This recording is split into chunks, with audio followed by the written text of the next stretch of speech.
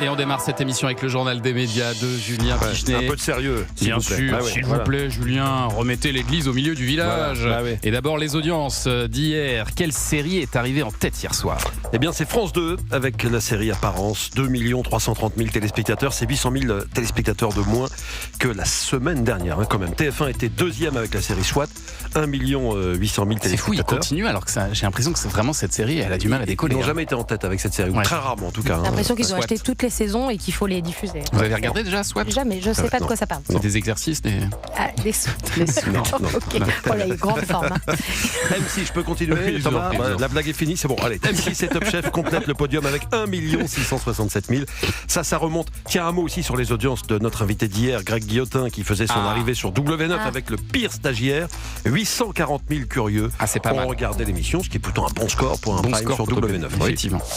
Europe 1, le journal des médias. Et on revient donc sur l'audition très attendue de Nagui, interrogé hier par la commission d'enquête sur l'audiovisuel public. L'animateur et le rapporteur Charles Aloncle ont un peu réglé leur compte hier. Bon, vous l'avez vu, Thomas, parce que vous avez regardé, tous ceux qui ont regardé l'ont senti, ça a été électrique. Tout de suite, dès les premières secondes, puisqu'en introduction, l'animateur de N'oubliez pas les paroles a réagi au fait qu'il serait, selon Charles Aloncle, la personne qui se serait le plus enrichie sur l'argent public ces 10 dernières années. Nagui explique avoir reçu, après ses propos, une vague de haine de la part de plusieurs internautes. Alors vous vouliez sans doute écorner mon image auprès du public, mais vos actes et vos déclarations sont allés bien plus loin, jusqu'à des menaces de mort. C'est la raison pour laquelle j'ai déposé une plainte j'ai déposé une plainte il y a un mois. C'est la vérité, monsieur. Non, attendez, on va être précis. Non, monsieur le... Je parle pas de vous. Non. Je parle pas attention, de vous. on va être... Ah non, monsieur... je parle pas de vous. Et... Laissez-moi poursuivre. Alors, vous nous précisez bien que vous n'accusez pas le rapporteur. Contre X, auprès du procureur de la République, à l'égard des auteurs de cette campagne de haine. Voilà, le match a commencé très fort. Introduction finie. Le président de la commission, Jérémy Patrielletus, a demandé à Nagui et à Charles Aloncle de faire en sorte que les échanges se tiennent dans le respect. Le rapporteur a ensuite interpellé l'animateur sur sa rémunération pour la saison 2022-2023, sa rémunération sur N'oubliez pas les paroles. Il s'est appuyé sur des documents fournis par France Télévisions. Vous percevez 2 500 € par émission, donc vous gagnez en 30 minutes d'émission plus que le salaire médian mensuel des Français, lui lance Charles Aloncle avant d'évoquer cette rémunération non déclarée au devis annuel de l'émission, une rémunération de 378 000 €. Pour moi, et je pense pour beaucoup de personnes qui nous écoutent, qu'est-ce qui est important ? Combien coûte cette émission? Qu'est-ce qu'elle rapporte à l'État? Et qu'est-ce qu'elle rapporte à Banijé? De redire, vous, monsieur Nagui, vous gagnez tant, je vous ai dit 25 fois. Mais oui, mais c'est faux, mais répétez-le. À l'envi, c'est faux. C'est faux, je suis désolé.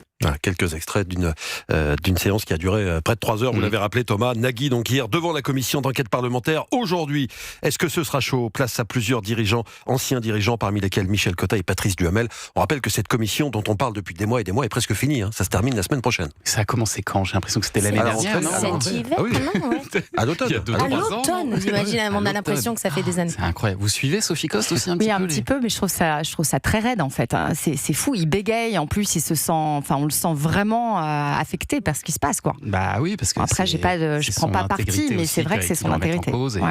Et voilà, c'est assez sensible, effectivement. Et alors on a appris que l'animateur Guillaume Pley, lui, était visé par des menaces de mort. Un homme a été interpellé. C'est une information du Parisien aujourd'hui en France. La semaine dernière, un homme âgé de 33 ans a été placé en garde à vue à la suite d'une plainte déposée par l'animateur Guillaume Pley, fondateur d'un des podcasts les plus suivis de France, en légende. Je vais tuer Guillaume Pley, a prévenu notamment cet individu dans des vidéos qui ont été postées sur les réseaux sociaux. En fait, la raison de cette colère, c'est un sketch que Guillaume Pley aurait réalisé il y a une quinzaine d'années sur la radio Énergie où il travaillait alors. Il incarnait un personnage qui s'appelait Alphonse le pervers. Il se trouve que l'homme qui a proféré ces menaces de mort s'appellerait également Alphonse et qu'il aurait pris pour lui ces canulars. Il va comparaître en juin. En attendant, il a été placé sous contrôle judiciaire. Une information importante, on l'avait deviné, le parquet a précisé qu'il souffrait de troubles schizophréniques. C'est pas étonnant. Oui, on a donné 2 informations là, et dans les 2 informations, on parle quand même de menaces de mort. C'est-à-dire qu'on est quand même dans un monde aujourd'hui où il y a des menaces de mort en permanence. Surtout, il va peut-être falloir un peu se calmer globalement, un peu d'amour, non? se détendre et distribuer un peu d'amour autour de soi. Ça peut être pas mal aussi. Et alors, dans le reste de l'actualité des médias, Emmanuel Macron a lui réagi à l'arrêt de l'émission Téléfoot. A priori, il n'y a pas de menace de mort pour l'instant. Suite à l'annonce de l'arrêt de Téléfoot, on va suivre ça de près. Mais en tout cas, effectivement, le président de la République a réagi. Voici ce qu'il a dit après tout ce qu'il a fait pour nous. Téléfoot va nous manquer et demeurera comme un monument de notre histoire sportive télévisuelle. Voilà ce qu'a dit Emmanuel Macron dans les colonnes de Paris Match. Emmanuel Macron, fan de sport, de tennis et de football, et en foot, il soutient particulièrement l'Olympique de Marseille. Il a évoqué ses souvenirs d'ailleurs en tant que téléspectateur de l'émission. Il a cité les grands noms qui ont fait le succès de Téléfoot, Michel Denisot, Jean Rénal, Thierry Roland ou encore Didier Roustan.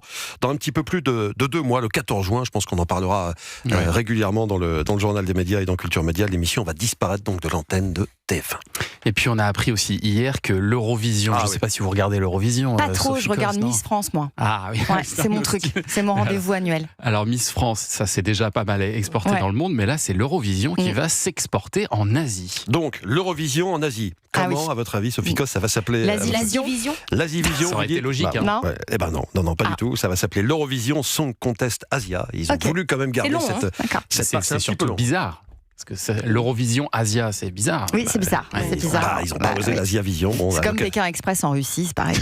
Il y a quelques. C'est voilà, comme le Paris-Dakar en Amérique du Sud. Voilà, c'est louche. exactement. Ça est louche. Non, ça va pas du tout. Quelques incohérences qui sont soulignées dans cette émission ce matin. Ça fait du bien. C'est important. Ça fait du bien de le dire. Ça en fait des pavés dans la mare là. À l'occasion du 70e anniversaire du concours, les organisateurs de l'Eurovision ont annoncé donc cette première déclinaison asiatique. La grande finale aura lieu à Bangkok le 14 novembre prochain. Il y a 10 pays et diffuseurs qui ont déjà confirmé leur participation. La Corée du Sud, les Philippines, la Thaïlande, le Vietnam, la Malaisie. Je suis sûr que ça va cartonner ça parce que en Asie, ça peut vraiment trouver son public. Bien sûr. On passe au programme avec C'est du propre qui fait son retour. Vous vous souvenez de cette émission ? J'adore. Retour cette fois-ci sur Sister après 13 ans d'absence.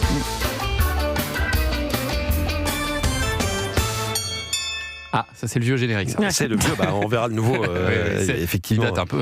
Voilà, pour cette nouvelle mouture, Dixit, Daniel et Exit, Daniel et Béatrice. Oui, je sais pas pourquoi j'ai dit Dixit, c'était marqué Exit sur ma feuille. Les 2 expertes du ménage seront juste présentes au premier épisode, au début du premier épisode, pour passer la main à leur relève. Elles s'appellent Célia et Aurore. Et cette dernière, Aurore, nous en a dit plus sur le premier numéro qui sera diffusé ce soir. La maison qui m'a, alors pas le plus secouée, mais où j'ai senti qu'il y avait vraiment beaucoup de travail, c'est celle de Mireille, la première qu'on va découvrir donc ce soir. Pour vous donner un ordre d'idée, dans cette maison, on a trouvé 250 brosses à cheveux.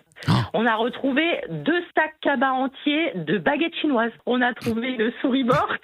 Oui, on a quelques pépites animalières, oui. Ah bah alors qu'est-ce qu'on fait avec 250 baguettes chinoises Les collectionner peut-être.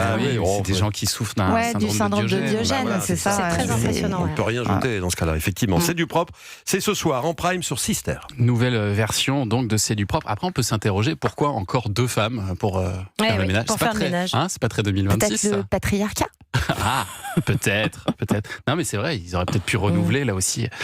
C'est à suivre. Moi, je fais très bien le ménage sur Sister. Mais voilà, ils auraient pu faire appel à Julien Pichenet. Et vous, Thomas, non, vous avez pas le temps. Réfléchir. On aurait fait le ménage dans la cave, oui, surtout Julien Pichenet. Il y a un tri énorme à faire, effectivement. Dans la cave à vin, vous voulez dire. Oui. Ça, c'est vite vu, ça. Il peut s'en occuper rapidement. Merci Julien pour ce journal des médias. Allez, restez avec nous sur Europe 1. Dans un instant, la suite de Culture Média. Thomas Hill, vous recevez ce matin celle que les auditeurs connaissent à la télévision ou à la radio, Sophie Coste, et qui sort son tout premier roman, Chérie, un roman psychologique qui est disponible dès aujourd'hui aux éditions Mazarine. On en parle dans un instant sur Europe 1. Belle matinée.